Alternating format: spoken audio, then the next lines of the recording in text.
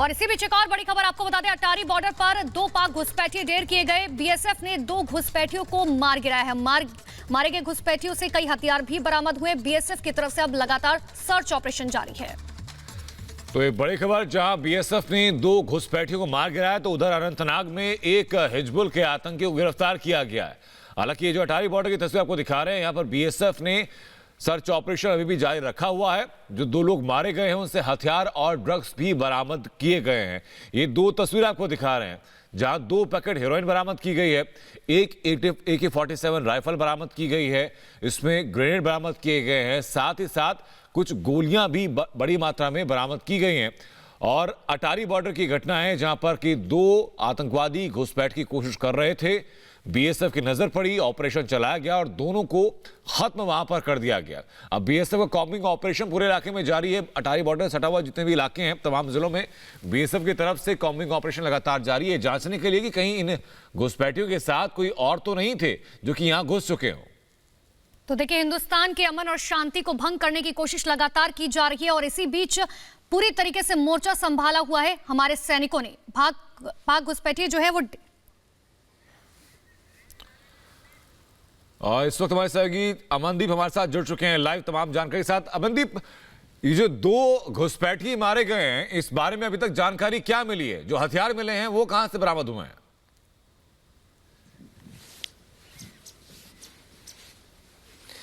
देखिए, दोनों के दोनों पाकिस्तानी घुसपैठिए थे जिनको फेंस के पास से मार गिरा दिया गया है। और बीएसएफ ने ये जो ऑपरेशन है, बहुत सुबह लगभग 3 बजे के आसपास ये ऑपरेशन हुआ है और इस ऑपरेशन के दौरान दोनों से AK-47 रिकवर हुई है और AK-47 के साथ 3 पैकेट्स जो है वो ड्रग्स के रिकवर हुए हैं। तो अभी वहां पे स्थिति, क्योंकि ये अजनाला के आसपास हुआ है, अटारी बॉर्डर के सेक्टर में, और वहां के जो आसपास के गाँव हैं उनकी सर्च चल रही है, क्योंकि ये ड्रग्स और वेपन की सप्लाई अक्सर पाकिस्तान करता रहता है, चाहे वो ड्रोन के जरिए हो, चाहे वो जमीनी टनल के जरिए हो, और इसी तरह अपने जो घुसपैठ हैं भेजता रहता है। तो अभी बीएसएफ 2 चीजें चेक कर रही है कि आखिरकार इससे पहले आसपास के इलाके में वेपन्स और ड्रग्स कितने पहुंच चुके हैं और कौन है जो लोग जो बॉर्डर के साथ के गांव लगते हैं वो लोग इनसे कनेक्टेड हैं। क्योंकि पाकिस्तान की हमेशा से ये कोशिश रहती है कि जो बॉर्डर के आसपास के लोग हैं उनको बहला फुसला के उनके घर पे उनके कनेक्ट करके वहां तक ये ड्रग्स और वेपन्स पहुंचाए जाए, जहां से आगे उनके जो है कनेक्शंस हैं वो ले जाएंगे। सो ये दोनों चीजों की पैरेलल इन्वेस्टिगेशन भी चल रही है, सर्च ऑपरेशन भी चल रहा है। 2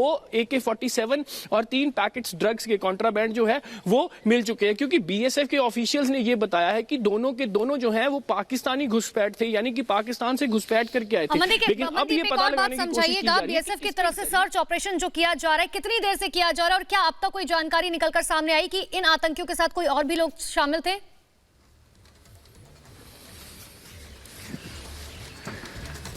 देखिए, बीएसएफ अभी सर्च ऑपरेशन जो है वो जारी है, क्योंकि door to door search operation चल रहा है। जो गांव हैं उनकी पंचायतों से बातचीत की जा रही है, जो शकी लोग हैं जो ऐसे कनेक्शंस रखते हैं उनसे पूछताछ चल रही है। तो वो जो पूछताछ है वो लंबे समय तक चलेगी, क्योंकि जैसे ही इनको पहले मार गिराया गया उसके बाद तुरंत वो एरिया सील कर दिया गया। पहले उस एरिया की खेतों की सारी सर्च हुई कि आखिरकार और कितना कॉन्ट्राबैंड है, कैसे यहाँ पे पहुंचा, वेपन्स और कितने हैं, और उसके बाद इन्होंने गाँव को जो है आसपास के गाँव है वो काफी गांव है, क्योंकि इंटरनेशनल बॉर्डर जो है पंजाब में एक लंबी सीमा शेयर करता है पाकिस्तान के साथ, जहां से अक्सर ऐसी प्रैक्टिसेस होती हैं। जो शक्की बंदे हैं उनसे पूछताछ भी शुरू हो चुकी है और पुलिस भी वहां पे गांव में पहुंच चुकी है। सारा के बाद और इस कॉम्बिंग ऑपरेशन के बाद जो भी जानकारी सामने आएगी, अमनदीप वापस लौटेंगे आपके पास। अपडेट के लिए बहुत शुक्रिया आपका।